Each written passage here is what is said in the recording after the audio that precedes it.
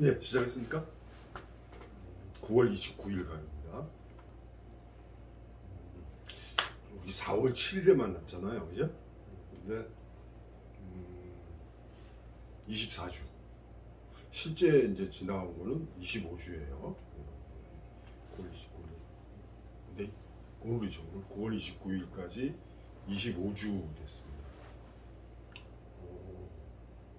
원래 이제 공식적으로는 24주 완성인데 중간에 한 주 그냥 다른 강좌들은 다 쉬었대요. 근데 우리는 안 쉬고 그냥 해가지고 25주 차에 이제 종강을 하게 됐습니다. 아쉽죠? 24주 6개월을 같이 호흡했다 할까? 네, 그런데 서로 얼굴 맞댄 게 없으니까 물론 중간에 몇몇 분을 뵀지만 다른 사람 우리 전체 모여서 이렇게 한 게 없잖아요. 그러니까 그래서 처음에 우리 만났을 때 25명 좀 다 지금 포기하고 떨어져 나가고 얼마 안 남았잖아요. 저는 오늘 이 시간까지 9월 29일까지 자리를 지키고 같이 카페에서 또 단톡방에서 그리고 이렇게 영상으로 이렇게 만날 수 있는 여러분들 참 대단합니다. 가능성이 있다는 거죠. 처음에 강의를 시작하면서 여러분들한테 말씀드렸듯이 소설 창작은 제가 강의를 잘해서 아니면 뭐 소설 창작의 기법 뭐 이런 창작 안내서가 아주 훌륭해서 그렇다고 해서 소설 쓰는 게 아니거든요. 그리고 소설은 본인이 직접 소설을 써야 되고 쓴 걸 가지고 이제 저희들이 같이 이야기를 나누면서 방향을 제시하고 어떻게 수정했으면 좋겠다. 작가의 의도가 어디가 드러난다. 어디는 안 드러난다. 뭐 이런 걸 서로 이야기하면서 본인이 쓴 작품을 본인이 또 수정해 나가는 거죠. 그렇게 한 번, 두 번 하다 보면은 한 작품 써서 토론하고 수정해보고 또 다음 작품 써서 또 이야기를 나누고 토론해보고 그러는 과정 속에서 제가 전에 말씀드렸듯이 제가 가르치는 게 아니고 여러분들이 스스로 깨우쳐 나가는 거예요. 그렇게 쓰고 수정하고 다시 쓰고 이러면서 자기 몸에 육화시키는 거죠. 흔히 체득이라고 해요. 체득. 몸으로 배운다고 했어요. 그래서 저는 수영 얘기했잖아요. 자전거 타는 거 얘기했잖아요. 그래서 두발 자전거 타는 거하고 수영 배우는 거 마찬가지로 소설 쓰는 것도 결국 몸으로 배우는 거다. 그래서 몸으로 한번 배워놓으면은 잘 안 잊어먹어요. 그래서 여러분들은 어떻게 생각하셨는지 모르겠지만 저는 지금 이 시간까지 25주차까지 자리 지키면서 따라와 주신 분들 여러분들 대단한 박수를 보냅니다. 잘하셨어요. 가능성이 있다는 거죠. 그러니까 나는 작품도 잘 못 쓰는데 수정을 잘 못했는데 새 작품 못 냈는데 그러지 마시고 강의 중에는 뭐 작품 내라 수정부터 빨리 내라 뭐 이렇게 야단도 치고 그랬지만 지금 끝나면서 그래도 지금까지 이렇게 따라와 주신 것만으로 강의 수강생으로서 자리 지킨 것만 해도 대단한 겁니다. 자, 29일 강의 돋보기를 안 썼어요. 돋보기를 안 썼습니다. 오늘은 제 작품을 하는데 우선 지금 현재 우리 단톡방에 남아있는 분들이 쓴 작품들 쭉 점검을 해보겠습니다. 작자 밝히지 않습니다. 저기 작품집에 우리 토론 작품집이죠. 그 자료집에 실려있는 순서대로 합니다. 중간에 이제 빠진 사람들 거 빼고 만적의 나누의 경우에는 저는 이 작품을 수정하면 참 좋은 작품이 될 거라는 생각을 했어요. 왜냐하면 만적의 난이라고 하는 역사적 사실과 그리고 지금 몇 년, 그 몇백 년 후에 지금 현재 21세기 지금 현재 사회생활을 하고 있는 직장 생활을 하고 있는 만적이하고 이렇게 둘이 대비가 되는 거죠. 만적이는 결국 노예로 삶을 살다가 우리도 사람이다 이러면서 그리고 저 언제요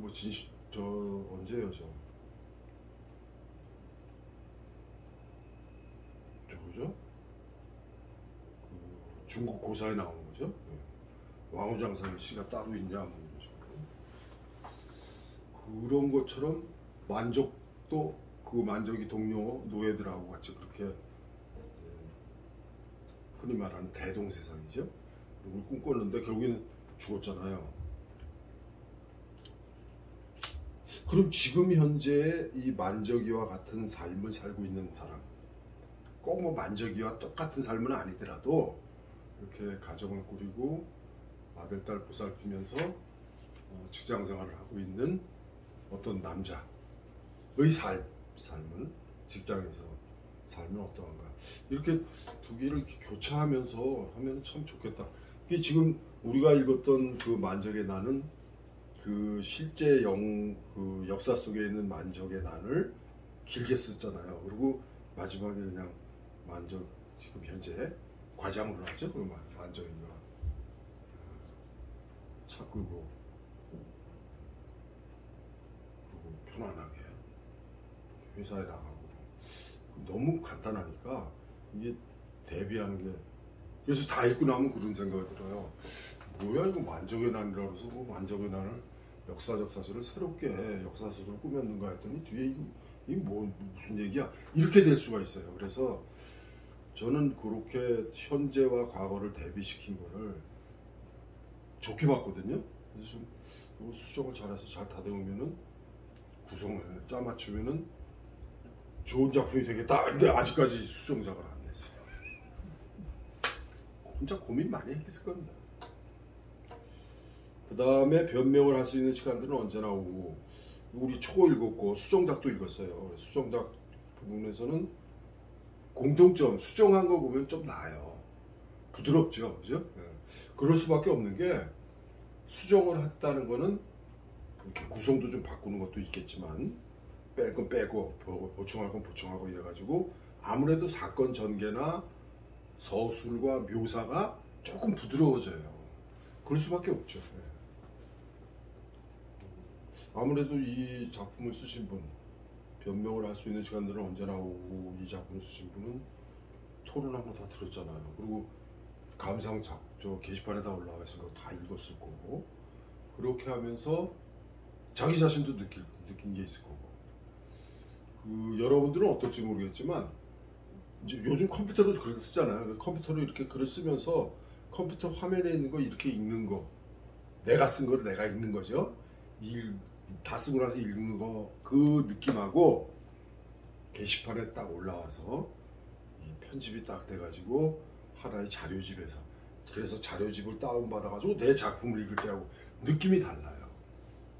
또 다를 게 뭐냐면은 이거를 저 프린트집에, 복사집에 가가지고 프린트를 싹 해서, 뭐 집에 저 프린터가 있는 분들은 집에서 해도 되겠지만, 프린터를 해가지고 종이로 된, 종이에 이렇게 활자화되어 있는 거, 이걸 읽는 거하고 느낌이 달라요. 그러니까 내가 내 글을 컴퓨터로도 쓰면서 읽는 기분하고, 그 다음에 카페에 게시판에 올려져 있는 편집되어 있는 내 작품하고, 그 다음에 그거를 프린트를 해가지고 읽는 기분하고 달라요. 또 더 다른 게 뭐냐면, 여러분들 이제 이게 문예지에 실린다거나 아니면 제가 작품집을 내잖아요. 그랬을 때 그 느낌은 또 달라요.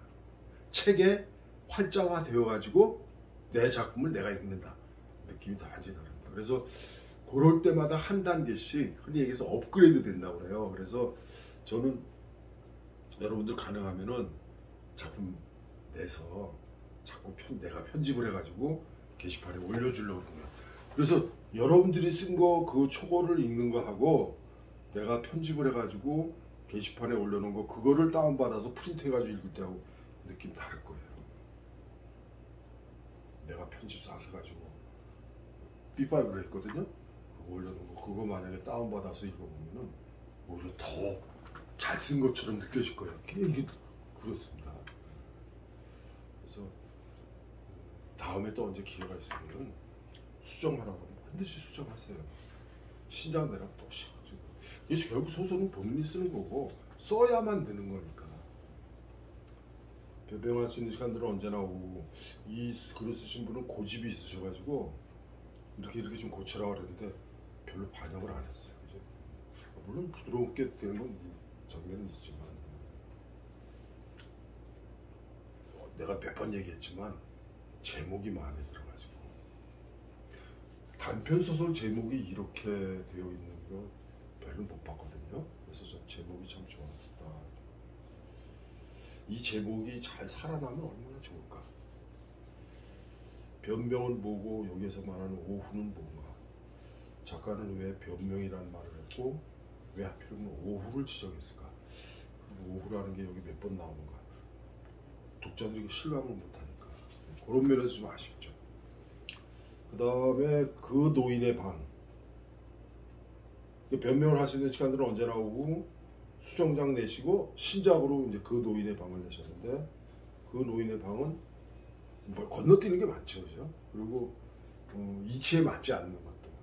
예를 들어서 처음 본 젊은이한테 자기 빌딩 관리해라고, 저 중국집 하지 말고, 그리고 그 정도의 재력가가 지금 이 중국집 그거 하는 사람하고 같은 건물에, 같은 호수에, 동은 다르지만 이렇게 그런데 산다는 것도 안 맞고, 뭔가 이렇게 납득이 가지 않는.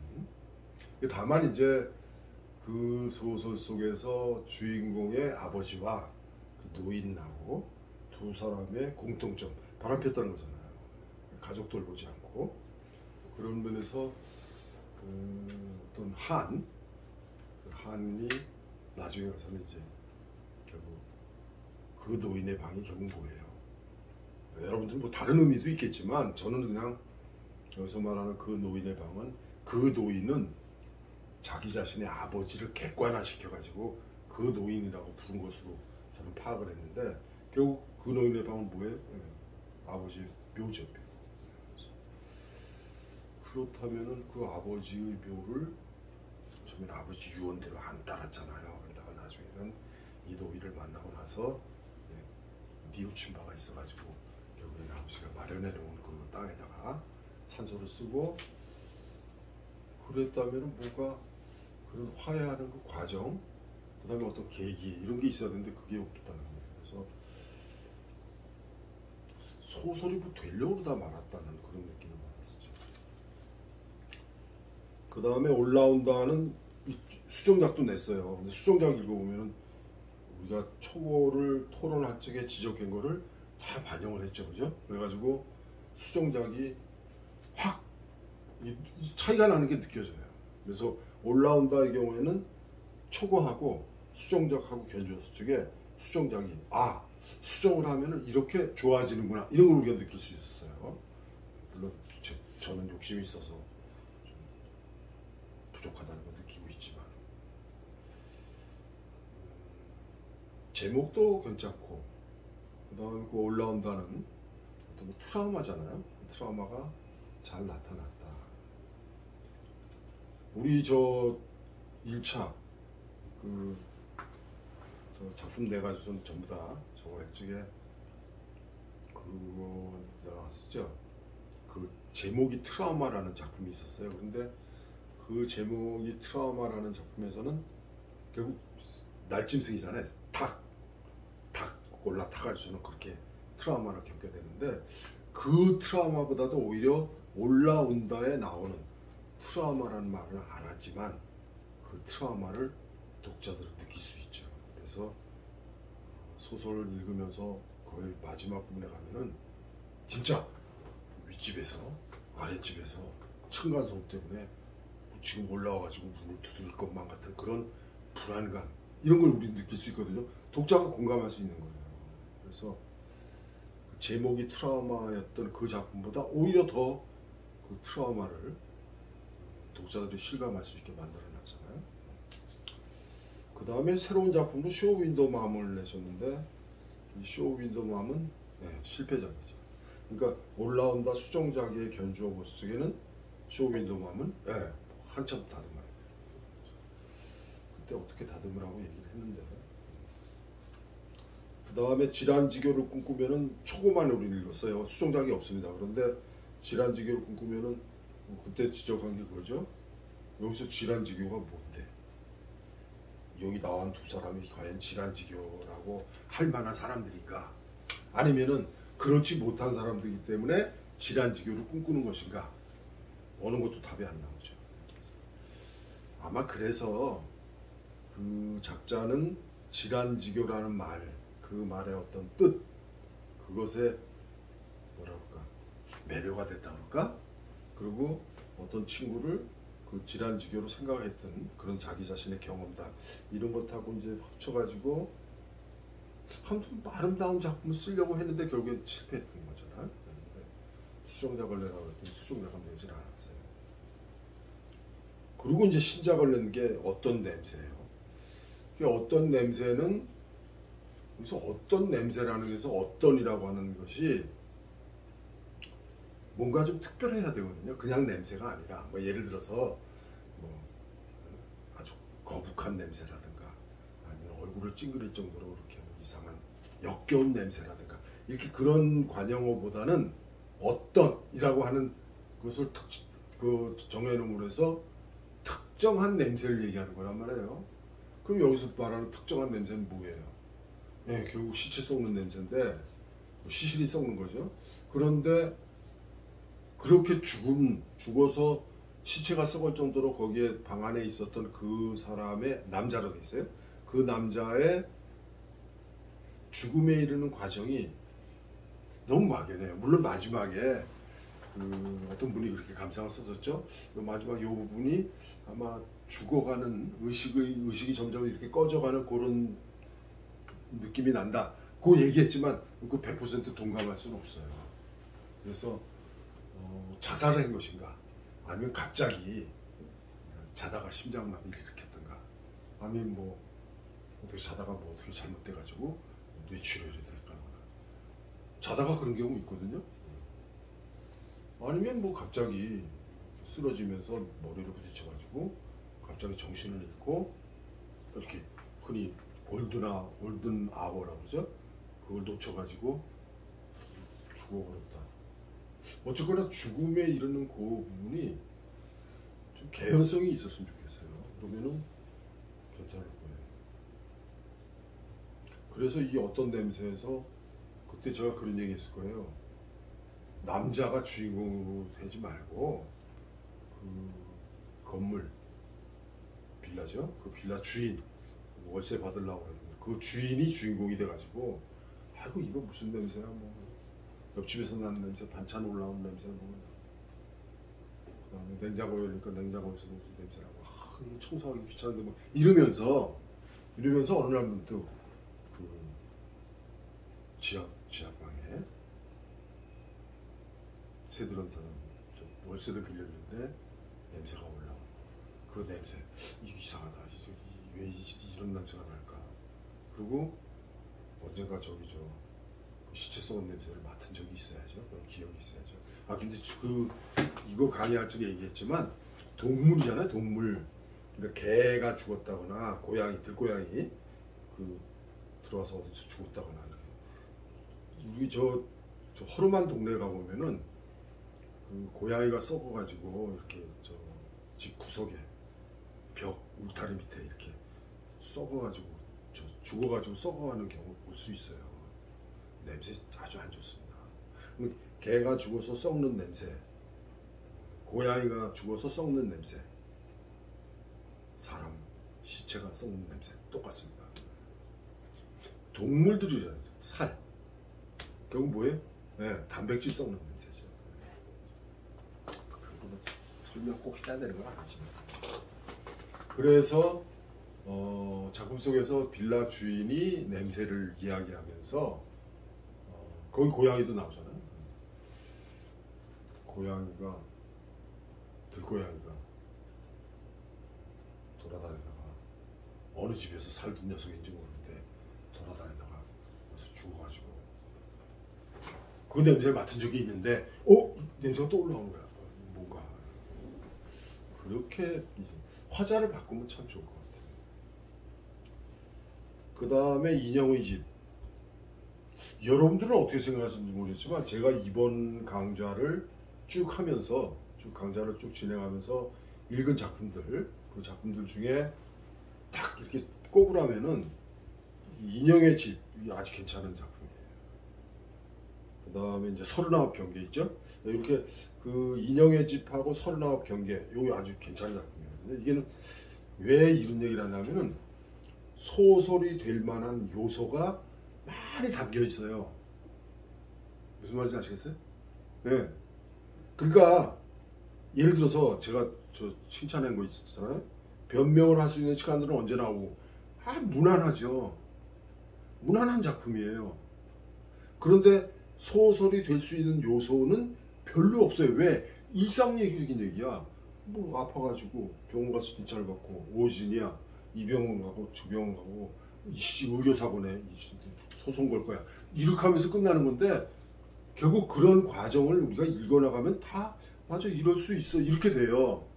그런데 인형의 집을 읽어보면은 뭔가 이야기가 있을 법한데 이야기가 이렇게 잘 짜여져 있질 않아요. 그러니까 인형의 집은 결국 시장터죠. 시장. 거기서 미용실 그리고 그 진주잖아요. 진주. 거기에서 그 축제하고 소풍 가고 그 다음에 거기서 뭐 이렇게 노래자랑하고 그 미장원끼리 경쟁하고 그 다음에 시장통에 그 할머니 있고 그 다음에 미용실에 오는 손님 있고 그리고 미용실에 그 딸내미가 친구 동생 머리 깎아주는 거에 나오죠. 그런 에피소드들 다가 이게 뭔가 시장통 사람들의 모습을 잘 엮어낼 수 있겠다는 생각이 들 만큼 소설이 이건 잘 다듬으면은 좋은 작품이 되겠다 라고 그냥 칭찬하고 저는 고쳐보라 그러는데 수정작을 안 내네. 그리고 그 중에서 몇 개를 에피소드 하나를 따와가지고 은수와 은호 거의 신작이죠. 은수와 은호는 좀 더 약하죠.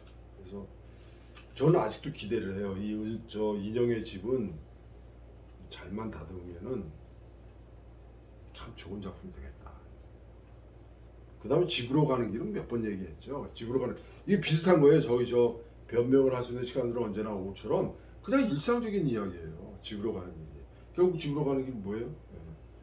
친구들 얘기잖아요. 그래서 학교 다니면서 친구들 몇 명 아주 다정하게 지내던 그 친구들 누가 어떻게 해서 시집갔고 누구는 어떤 남편 만나고 나는 어떤 남편 만나고 그러면서 결국 마지막에 뭐니 해도 결국에 내 남편밖에 없고 내 집밖에 없는 거죠. 아마 이 작품은 많은 분들이 공감을 하실 거예요. 집으로 가는 거. 근데 다만 집으로 가는 길이라는 제목은 괜찮은데 이게 마지막 부분하고 잘 연결이 안 돼가지고 그건 좀 안타깝죠. 39경기 아까 칭찬을 했는데 이 39경기는 초고 냈고 수정작 냈고 또 수정을 했어요. 세 번째 작품이에요. 같은 제목으로 세 번째 작품 지금 게시판에 올려져 있습니다. 한번 읽어보세요. 더 부드러워졌어. 조금 이렇게 순서도 바꾸고.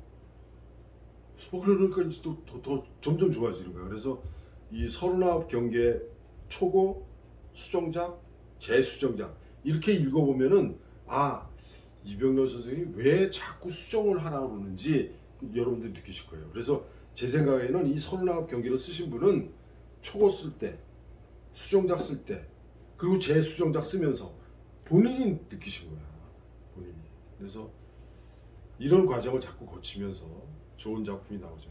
저는 39경계, 인형의 집, 변명을 할 수 있는 시간들은 언제나 오고 그 다음에 올라온다. 전 이 정도 작품이면 좋다고 생각해요. 이 정도면은 단 조건 인형의 집은 많이 수정해야 됩니다. 이 정도면은 소설 어디 가서 나 소설 좀 썼다, 소설 쓰기 공부 좀 했다 이렇게 말할 수가 있어요. 그래서 서른아홉 경기에 이번에 세 번째 작품을 내신 걸 보고 이 정도 열정이라면 소설 쓸 수 있겠다. 작별이라는 동화, 우리 동화도 읽었잖아요. 이 작별이라는 동화는 좀 아쉽죠. 이게 저 개의 시점으로, 개라기니까 좀 이상하다. 강아지의 시점으로 이야기를 진행하려면은 강아지의 시점으로 쓸 때의 장점과 단점이 있어야 돼요. 강아지를 인격화해서, 활용법이죠. 강아지를 인격화해가지고 사람이 보듯이 서술하면은, 그러면 굳이 강아지를 서술자로 내세울 필요가 없죠. 그죠? 그렇다면은 강아지만의 감각으로, 강아지만의 시선으로 이야기가 서술되어야 돼요. 그게 없어요. 그게. 그래서 강아지의 시선으로 시점으로 서술이 되어 있는데 그 강아지의 시점이라는 걸 전혀 살리지 못했다는 거. 그게 제일 아쉽죠. 지금 거론한 작품들은 지금 우리 단톡방에 있는 분들 작품들입니다. 지금 뭐 포기하고 나가신 분들 작품은 제가 얘기를 안 했어요. 그 얘기해봐야 그 사람들 듣지도 않을 텐데, 듣지도 못할 텐데. 근데 저는 빈말이 아니라 25주 안에요. 25주가 되는 지금 이 시점까지 끝까지 남아서 지금 이 영상을 보고 있다는 것 자체만으로도 여러분들은 성공하신 거예요. 할 수 있다는 거죠. 그러니까 이분들은 할 수 있다 이렇게 저는 느끼는 거예요. 왜? 25주 동안 안 가지셨잖아요. 만약에 오프라인에서 우리가 만나잖아요. 그러면은 저 솔직히 말씀드릴게요. 농담이 아니고 김재영님, 그 다음에 유규영, 이정희, 황선호 개근상 중에, 그 다음에 우등상이라구나. 우등상은 받으실 분 한 분, 이정희님 우등상 받아요. 좀 오프라인으로 하면은 이렇게 예전에는 수료증도 주고 그랬어요. 부천시장 명의의 수료증도 주고 그랬는데 지금 뭐 이런 오프라인으로 만나지도 않고 비대면 강의, 영상 강의를 하다 보니까 수료증이라는 게 좀 그렇죠. 만약에 오프라인으로 우리가 만나면은 아까 그분들 개근상, 이정희님은 우등상. 그렇다고 이정희님이 쓴 소설이 제일 잘 썼다? 그거 아닙니다. 그러니까 소설을 잘 쓰고 못 쓰고는 문제가 아니라 얼마만큼 강의에 적극적으로 참여하고 활동을 했느냐, 이거 가지고 평가하는 거예요. 그래서 그렇게 평가했을 적에 이정희님한테 우등상 주고 싶어요. 나중에 이제 이정희님 약속해. 나중에 이제 만나면은 내 책 하나 드릴게요. 자, 오늘 공부할 작품. 왜 내 작품을 했냐면은 이제 끝나는 시간이니까, 만약에 그 전에 여러분들이 신작 낸 게 있거나 수정작을 낸 게 있으면은 그러면 그 작품을 했을 거예요. 그런데 그게 없어가지고 그냥 내 작품을 읽어보자 이랬어요. 아내는 여자다. 제목, 아내는 여자다. 이게 200장 거리로 117.5매입니다. 117.5매니까 사실은 좀 길어요. 제가 욕심을 부려가지고 중간에 어떤 걸 넣으면서 장례가 아니라 장사 지내면서 산소 쓰는 거 있죠. 그 산소 쓰는 그것을 묘사를 하면서 괜히 이거는 알려주고 싶더라고요. 그래서 요즘 세대들은 잘 모르기 때문에 그냥 화장하고 그냥 그저 유골함에 넣어가지고서는 그냥 봉헌하잖아요.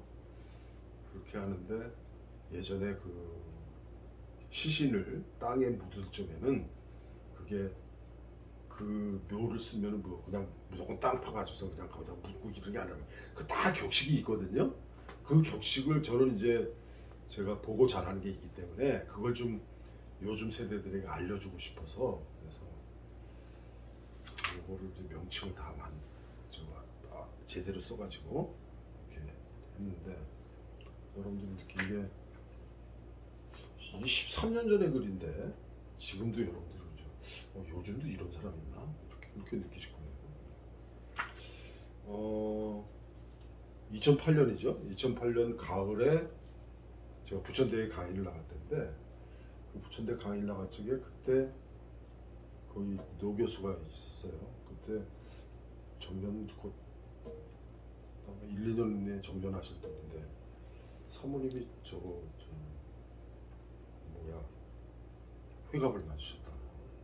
그래서 부인 회갑 기념으로 아들, 딸들이 사위 며느리가 돈을 보태줘가지고 여행을 하게 됐다고 얘기를 하시더라고. 그래서 그런 얘기를 하시면서 그 여행을 갔다 오셔가지고 여러분들은 어떻게 느끼는지 모르겠는데, 결혼하고서는 20년, 30년 되면은 부부간에 남편은 아내를, 아내는 남편을 이성으로 안 봐요. 그냥 여자가 아니라 아내일 뿐이고, 아내는 남자가 아니라 남편일 뿐이지, 둘이 이성 간에 무슨 어떻게 첫사랑할지 뭐 눈이 팍 스파크 팍 일어나고 전기가 어떻게 그런 거 없단 말이에요. 그래서 요즘 그러잖아요. 뭐 섹슬리스 부부들이 있다고 그러잖아요. 무슨 성적인 감흥이 일어나야지, 그죠?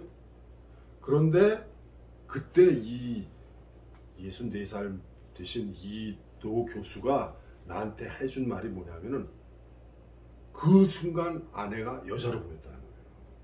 언제? 여행 가기 전날 자다가 시끄러워서 일어났더니 아내가 옷장 안에 있는 옷을 다 꺼내가지고 이것도 입어봤다 저것도 입어봤다. 그 여행 가는데 꿈이 부풀어가지고 그냥 여행 가서 어떤 옷을 입을까, 그걸 옷을 이것저것 다 입어보는 그 모습들을 보면서 이 사람이 여자였구나, 이런 걸 느꼈다는 거예요. 그 얘기를 들으면서 이거 뭐 얘기 되겠다, 이런 생각이 들었어요. 그래서 제가 메모 조금 해놓고서는 말았죠. 저는 소설 쓴 거는 12월에 썼어요. 12월 13일에 이거 탈고를 했는데, 그리고 이제 소설가협회 기관지예요. 한국소설가협회 기관지 한국소설 2009년 1월호에 딱 실었어요. 2008년 12월에 써가지고 보냈더니 곧바로 1월호에 실어주더라고요.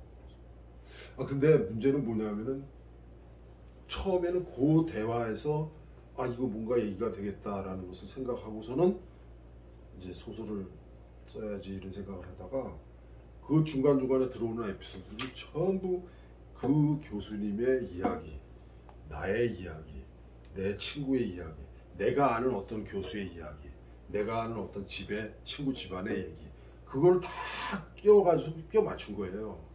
그러면 마지막에 저 처삼촌 죽어가지고 장사 지내는 거 있죠? 그거는 우리 집안 얘기. 우리 집안에서 그렇게 했거든. 우리 집안에서 장례 치를 적에 그렇게 그 광중이란 말이 나오죠. 속광중, 겉광중. 그런 광중이라는 단어까지도 내가 일부러 쓴 거예요. 거기다가 소설에다가. 그래서 소설에다가 그런 걸 묘사를 해줌으로 해서 좀 알아줘서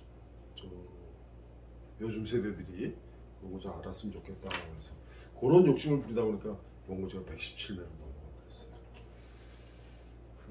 그래서 제가 이 소설을 왜 했냐면은, 어느 분은 감상에다가 추석 요거 맞아가지고 좀 보라고 일부러 그렇게 하신 건가 라고 감상을 쓰셨는데, 그건 아닙니다. 그냥 하다 보니까,